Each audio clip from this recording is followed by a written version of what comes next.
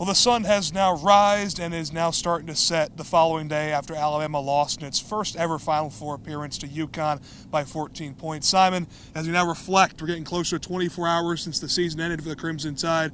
Why do you think it just didn't go their way this time against the Huskies? Well, they've had a really tall task to begin with, specifically the tall task down low in the paint. The 7'2" center Donovan Clingan created some matchup problems for the Tide big men. They needed extra help defensemen with Pringle and Nelson and Stevenson all having to keep an eye on the big guy, which meant that there was at least half an eye taken away from some wing players. Stephen Castle and Alex Caravan, specifically for the Huskies, created some matchup difficulties for the rest of the lineup. And when Alabama missed their threes, they kept themselves out of pace with the Huskies, who ultimately won by double digits yet again. Stevenson and Pringle, just 2 points combined. Grant Nelson did have himself a pretty good day, though, of course, had that monstrous dunk over Donovan Clingan that I know we will never forget. But also what we won't forget this trip, right, Simon? The opportunity to cover the Final Four, a bucket list item for two sports reporters for sure. What will you most remember from our trip to the desert? I think it's the buzz in that stadium before that first tip-off in the first semifinal game. It's a packed football stadium. 80,000 plus capacity. We were at over 72,000 people were in the building yesterday. 72,000 fans, including us, and all the staffers were definitely over the 80,000 mark.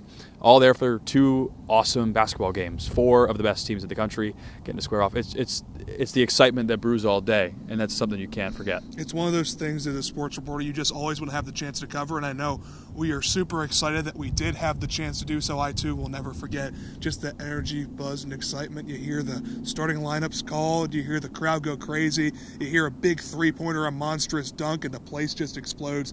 Something we do have the opportunity to cover quite a few very exciting basketball venues. Yeah. There's nothing quite like a 70,000 plus seat stadium like we just saw at State Farm behind us. And now as we look ahead, I guess we can also talk about what the Crimson Tide got to do from here. We talked about a little bit last night. You were leaning a little more towards the NIL side. Well, it's because that's what the man in charge told me himself. He said that's going to be our priority because roster retention and talent acquisition are going to have main focuses for the coaches and then the basketball operations staffs across the country, especially at the high major level and specifically at the University of Alabama. They know they have a coach who wants to win at the highest level. They have a method of acquiring talent and a scheme and a strategy that can produce winning teams.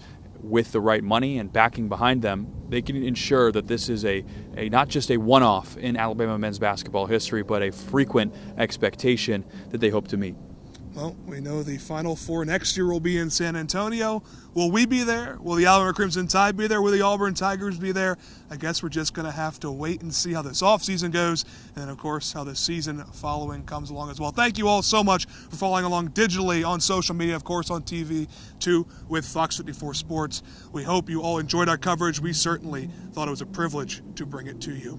From outside State Farm Stadium in Glendale, Arizona, that's Simon Williams, and I'm Nick Kuzma, Fox 54 Sports.